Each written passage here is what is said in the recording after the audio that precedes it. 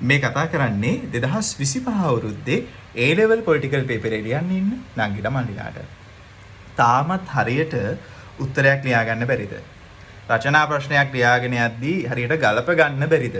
MCQ එකක් කරද්දී නිකන් උත්තර ටික ඔක්කොම එක වගේ පේනවද? කෙටි ප්‍රශ්නයකට හරියට උත්තරේ ලියාගන්න බැරිද?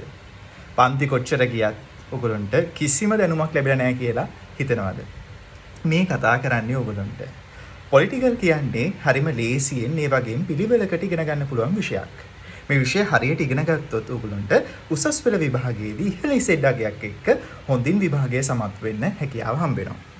ගොඩක් නංගිලා මල්ලිලා හරියට විෂය කරුණු ලූට දාගන්න නැතුව විෂය සංකීර්ණ කරගෙන විභාගයේම සාර්ථක කරගන්නවා අපි දැන් අවුරුදු ගණනාවක් තිස්සේ ඉඳන් දන්නවා. දැකලා තියෙනවා.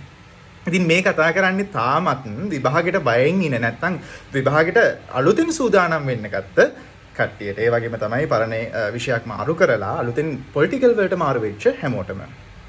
අපි ඔන්ලයින් පන්ති මාලාව අවුරුදු දැන් 5-6ක් තිස්සේ ඉඳන් ඉතාමත්ම සාර්ථක විශේෂයෙන්ම ස්පීඩ් රිවිෂන් එක සහ අවසාන සම්මන්ත්‍රණ මාලාව අපේ පොලිටිකල් පන්ති වලට සම්බන්ධ වෙන හැමෝත් එක්කම සම්බන්ධ කරගෙන ඒගොල්ලෝ ඔක්කොම සම්බන්ධ කරගෙන සාර්ථකව හැම අවුරුද්දෙම අපි අවසන් කරනවා.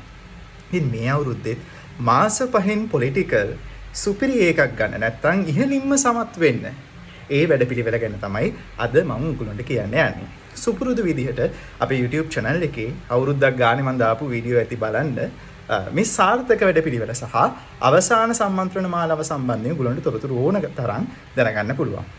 මේ අවුරුද්දෙත් අපේ අන්තිම මාස 5 මේ වැඩපිළිවෙල ආරම්භ වෙනවා මේ මැයි මාසේ 9 වෙනිදා.